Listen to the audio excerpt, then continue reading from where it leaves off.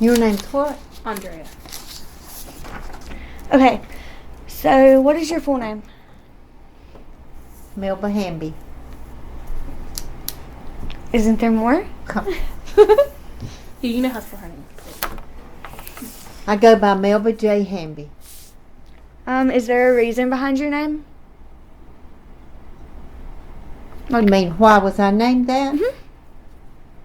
I think my grandmother got my name from a calendar that she had. My mom's name was Melba.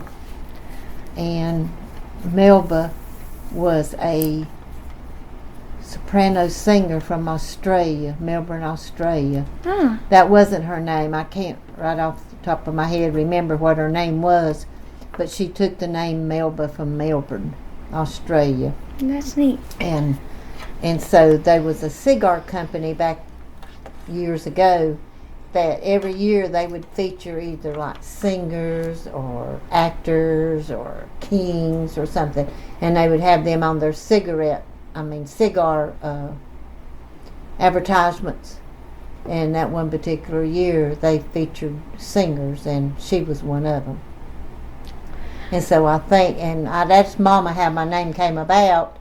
And like I said, my mom's name was Melba Elaine, and so mine's Melba Jean.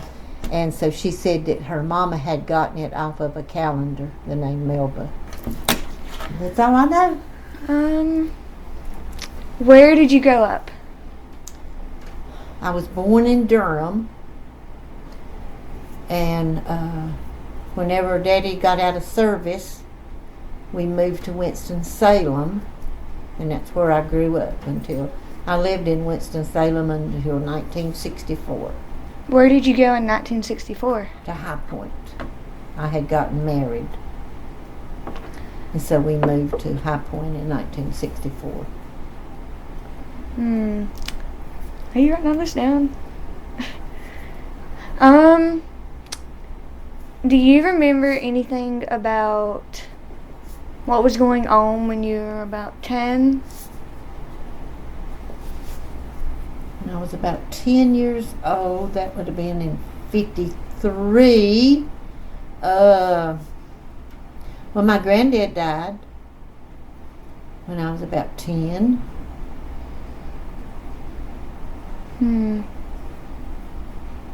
Was there like a lot of segregation back then? A lot of what? Segregation.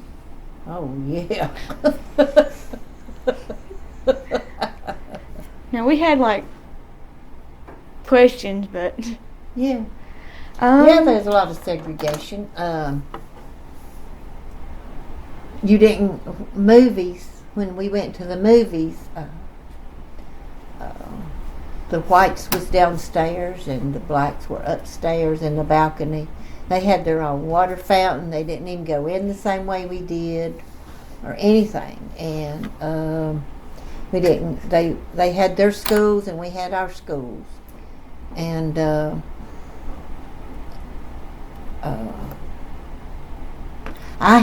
my mom and daddy worked, and there was a black lady that kept me. Her name was Nellie Bly, I think was her last name, and she was a Swedish thing, and she'd come keep me, and then some days, I think she did ironing for other people too, and some days I would go over to her house and stay with her during the day instead of her coming to the house. But she was, I really liked her. Mom and Daddy liked her. okay. Play or record? Record. Are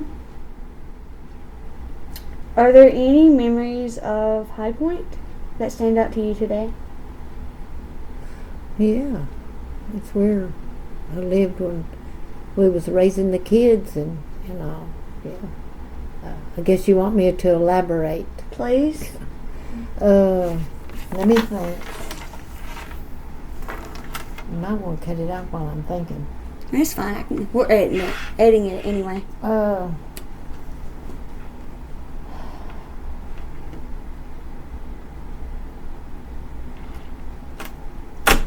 I don't guess. I don't know. I mean, they're just memories of, getting the kids and putting them in school and just Raising your kids. yeah. Sorry. Can you tell us about your marriage? Which one? Both? Can you tell us about both?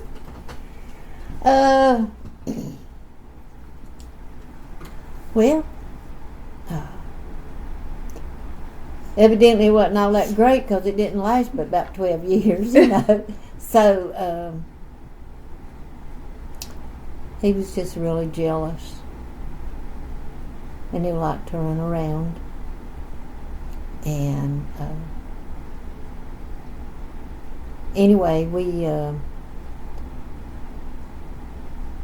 moved up. We left High Point in the early, I would say 70 or 72, and moved up to Conover. And when we moved up here, it just got worse, and so we just separated and went our separate ways. And what about your second marriage? that was a good one. Yeah. I met Tim in 1988. Worked at Mr. Omelet's shop part-time because which is a coffee house now up in Lenore.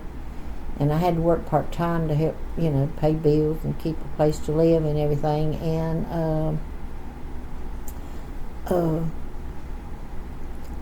I met him. He come in one Wednesday night when I was working, and he rode a motorcycle, and he'd been up to Boone, and the women I worked with, they worked with him during the day at Thomasville Furniture, and they knew him, and they all talked about what a nice guy he was and everything. And so we just really hit it off, and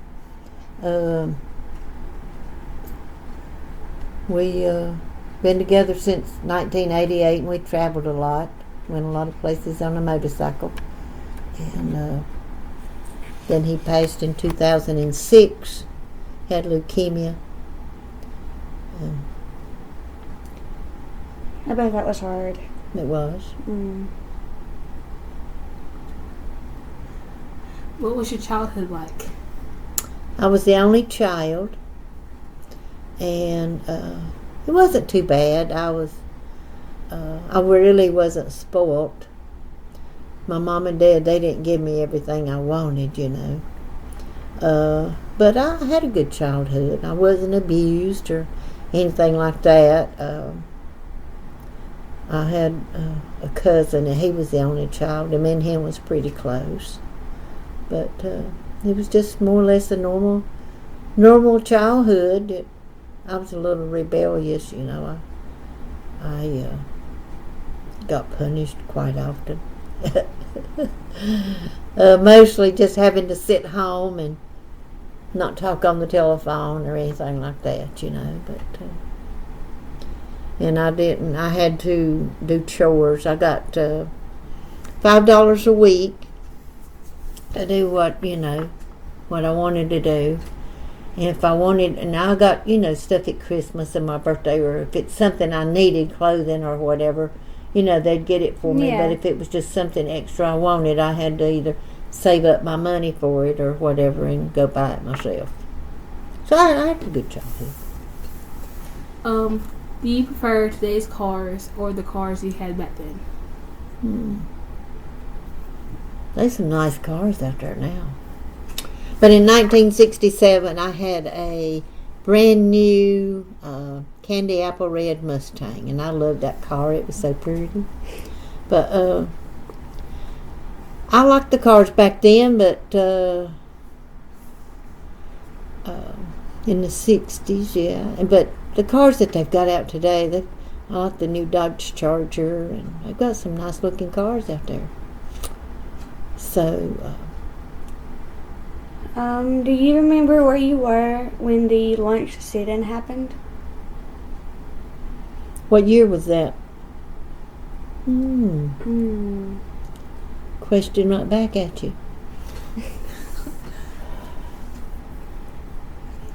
It happened in Greensboro. I remember when it happened.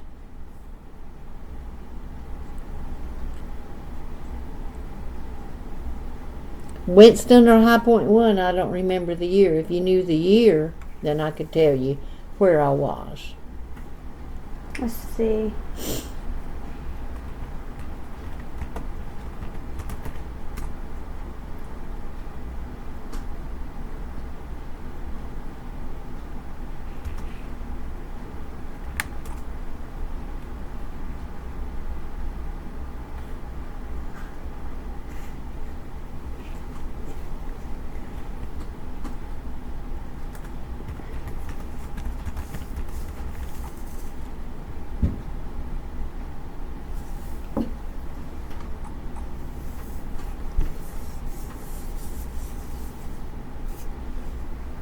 $1960. 1960? Yes. Does it tell you what month or whatever? No. Oh, February 1st. February 1st of 1960. 1960. February the 1st. I was living in Winston-Salem. February 1st of 1960. How did the lunch sit-in affect the community you lived in? Were people angry? Were they acting out? I can't say I really remember that, but knowing the people, I'm sure they were, and how people felt back then, I'm sure they were, I would say there was probably some fear there as well. I'm gonna say there was probably not much sympathy for the blacks that got killed, because it was just a different time back then. I mean, and there's still people today that feels the same way they did back then. I mean, they just think that they think the black race is lower than us, and they don't, you know. Well, it depends on how their parents raised them. That's true. It is. And my daddy was really You can prejudiced. go get that.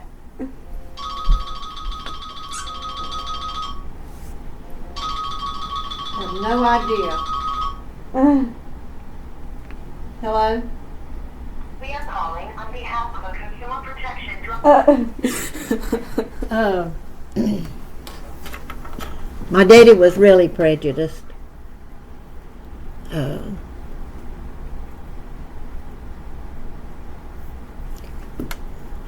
He just,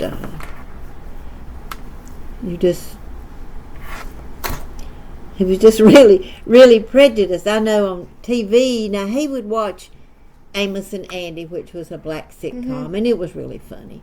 He would watch, what was that one guy's name?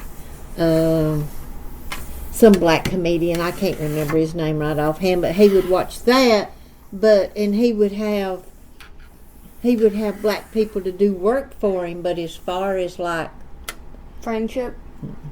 they didn't have that. And I know that there was a black family that lived across the road from us in Winston, and they were really good neighbors of ours, you know. But and they would come over, you know. This was later in the 60s and everything, and there was really, I mean, Mom and Dad, they had a good friendship going, and he was a football coach for some high school, and his wife was vice president over sales at Reynolds Tobacco Company, and so they was really more well off than we were. But still, even though that they were friends and everything, there was that line that you didn't cross, you know. And now Mama, I'm going to say Mama was prejudiced too, but she wasn't as bad as Dad was, and she always felt sorry for the blacks and what they had to go through. She felt sorry for them, you know. And And I've always tried not to be prejudiced.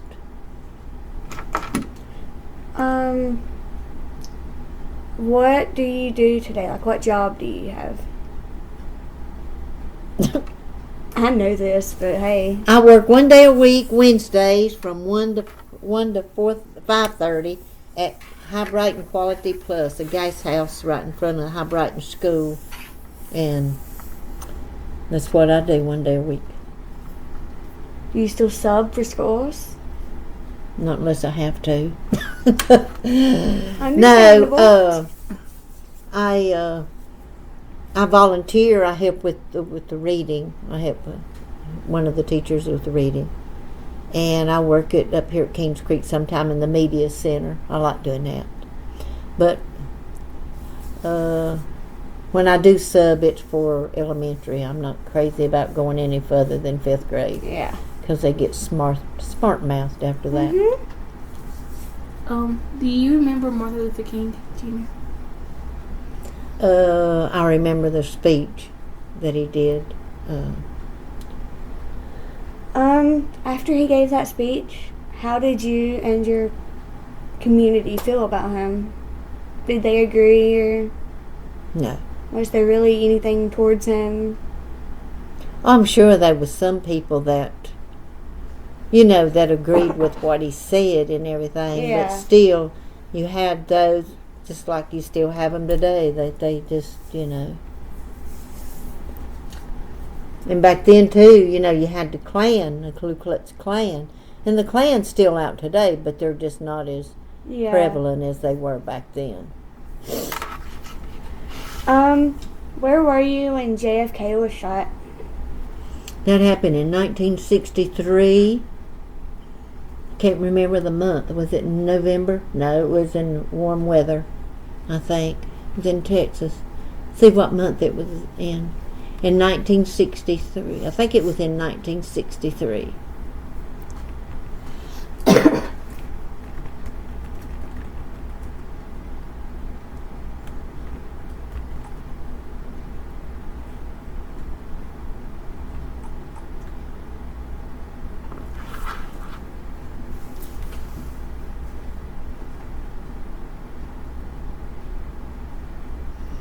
It might have been November 19. It wasn't though. November 22nd. November the 22nd of 1963. Was it 63? Yep. I lived in Winston-Salem. Remember watching it on TV. I was always really interested in stuff like that. I like to watch it on TV and follow it. I remember whenever the guy that killed him, I can't remember his name right off, but they was taking him they was going to transport him, and I remember when he got shot as they was transporting him. I remember, like I said, watching it on TV when Kennedy got shot, and then when, do you know who it was that killed him? I got his name right in my mind, but there's one guy killed him, and then there was a guy that killed the guy that killed him. You know what I'm saying? Wasn't it a Brown? No. Or Booth or something? No, Booth is killed Lincoln. Okay. Wrong era. But that was really shocking because I would say that whenever Kennedy was in, that's when a lot of people started changing their feelings about blacks, because he was for integration and everything, and a lot of people liked him. He was one of our favorite presidents, and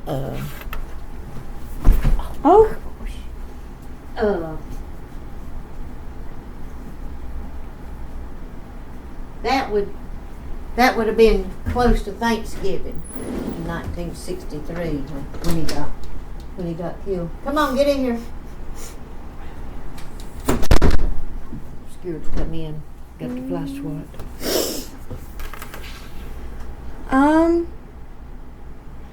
When did you move to Lenore, North Carolina? September of 1988. Why did you move? I met Timothy. So, have you lived here since? Mm-hmm. Right here. 25 years? Mm-hmm. What was your favorite thing about the 80s?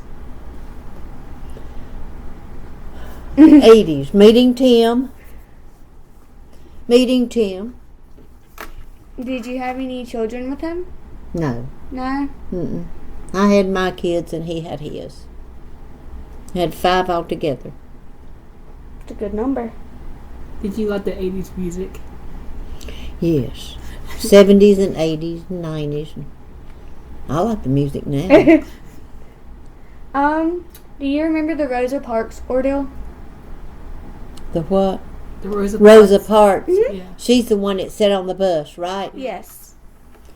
Not really. I remember, what year was that? I need to keep another tab up. She's enjoying asking us questions.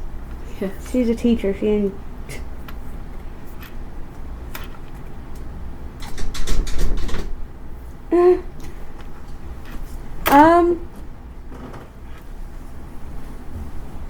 It had to be in probably the 50s or 60s.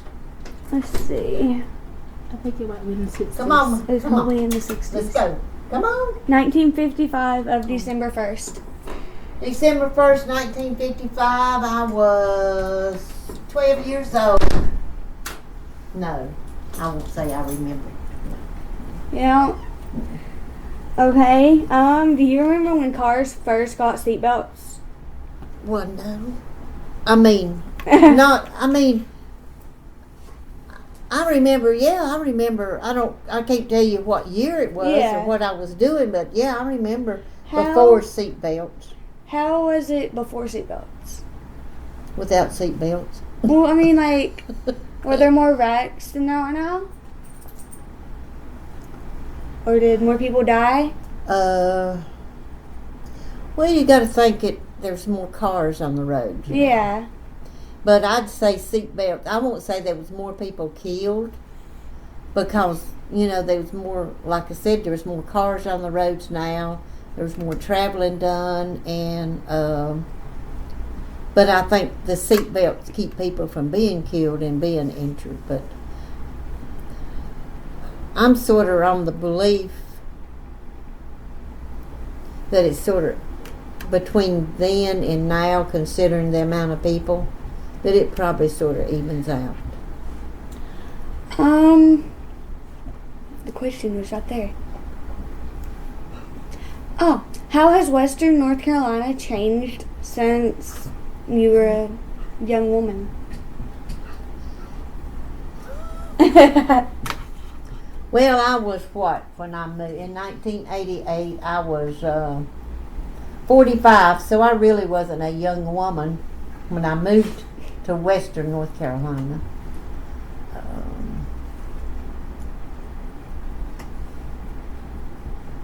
Well, 321 has gone from a 2-lane to a 4-lane.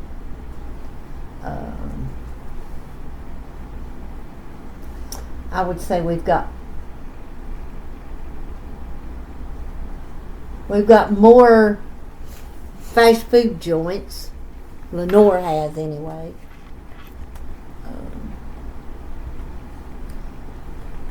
I don't really think that it's really changed all that much, except when I moved to Western North Carolina, furniture business was booming, and there was a lot more people working, and now there's no furniture, maybe one or two.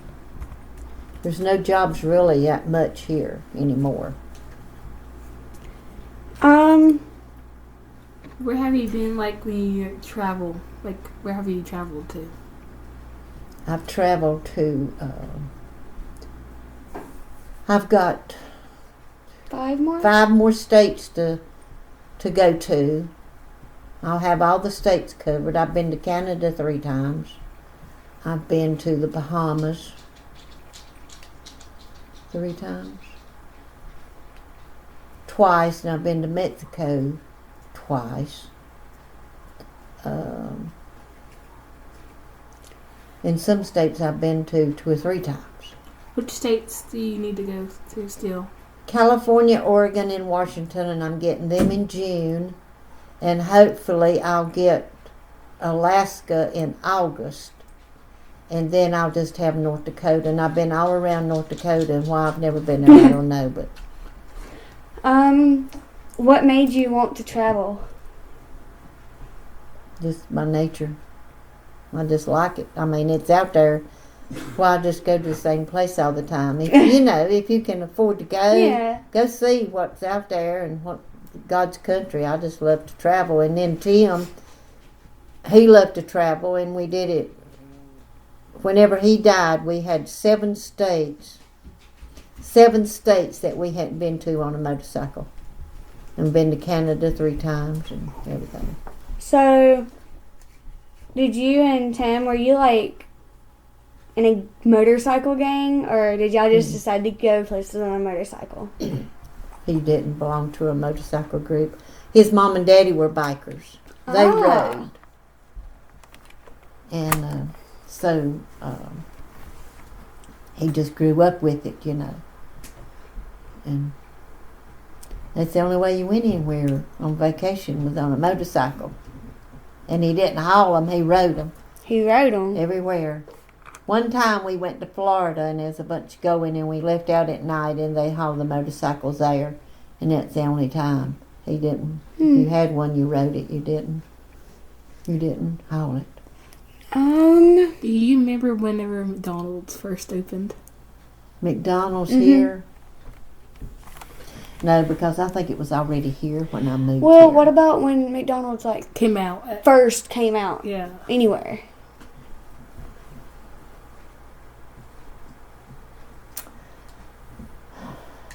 Like, was the food different?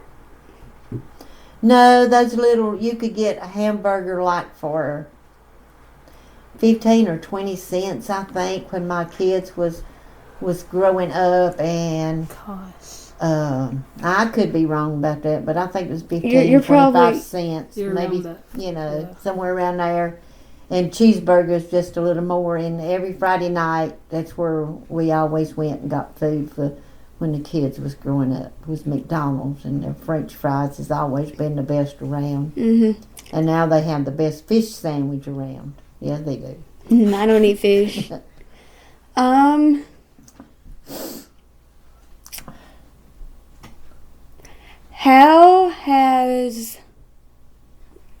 How have you, how do I word this? I don't know what you're asking, so I don't know. Okay, so you grew up with segregation.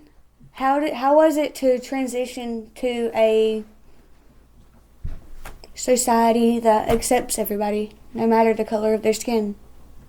Was it easy, hard? I don't really remember it being hard for me, per se, See, my kids, they were, I was already out of school. Yeah.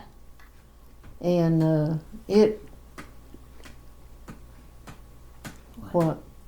I was asking how much time do we have to have? 30?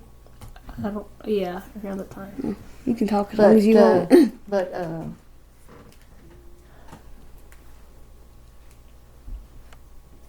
There was a lot of tension, but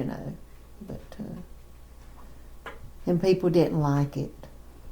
A lot of people protesting and things because they didn't want to go for it, but it's really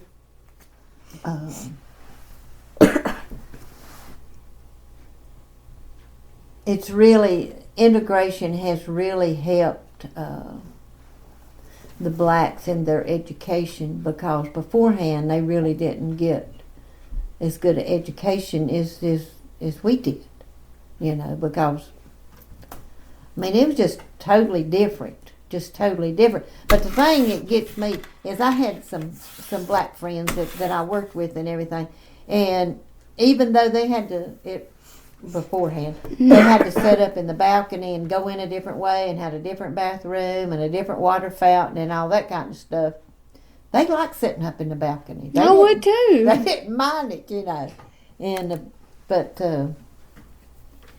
anyway, it's just a totally different world now. But and it's going to continually get better and better and better for everybody, And don't you want to know what I'm doing now? Sure. What are you doing now? Well, besides working my 1 day a week, I volunteer a lot. I'm involved with my church a whole lot.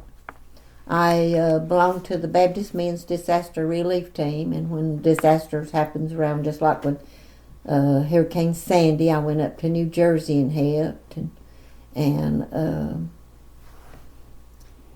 I volunteer a lot doing things, like I said. Okay, so you've seen the inside of our schools now. How have they changed from the inside of the schools you had back then? Well, you've got air conditioning and probably better food.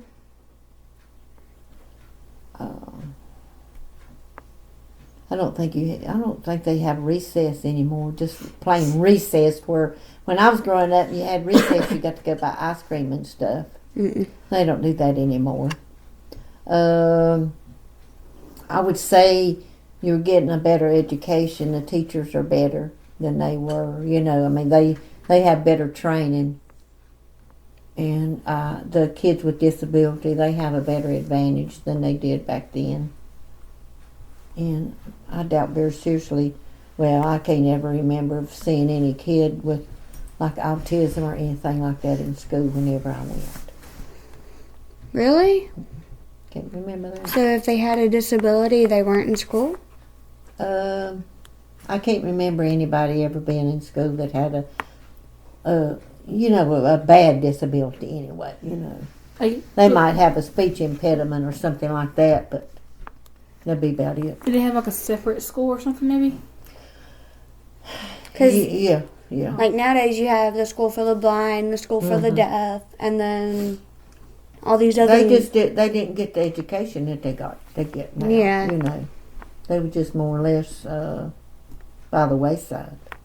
I guess if you had money, you had to come from a real prominent family, you probably got an education. But kids back then, they was more or less... I've heard of some instances where kids was, like with autism or some kind of mental problem or whatever, they'd be locked up. Mm-hmm. They would be... I know there's one... some friends of mine lives in a house that a building behind their house had an upstairs, and they had a padlock on the door. The people this was years ago, and they had a padlock on the door, and they had like a little window cut in the door where they could open it. And the story was that they had a child, some boy that was, I don't know what was wrong with him. But anyway, they fed him through that door, and they had that padlocked where he couldn't get out.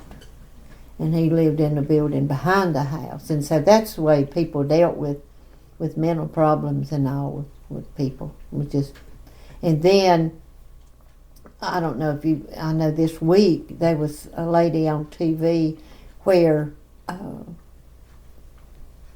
she was like people with autism and things like that. They were sterilized to where they couldn't have kids. I didn't know that. Mm-hmm. And she was sterilized. She had a child, and they took it away from her, and then her parents had her sterilized to where she couldn't have kids. And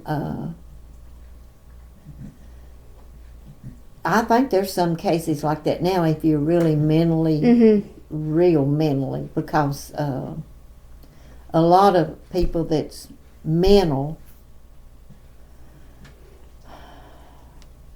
I won't say it's just necessarily autism, real bad autism. There's different versions of autism. There's a scale. Yeah. And they tend to be more aggressive, sexually, Yeah.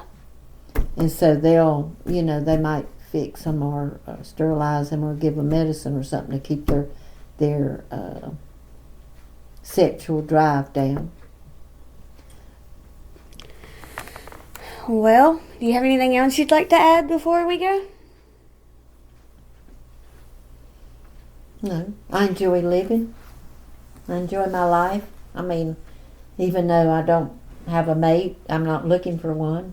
I've got my 3 dogs, and I'm very happy. You had a good marriage. So. I did, and I'm satisfied with my life right now. That's good.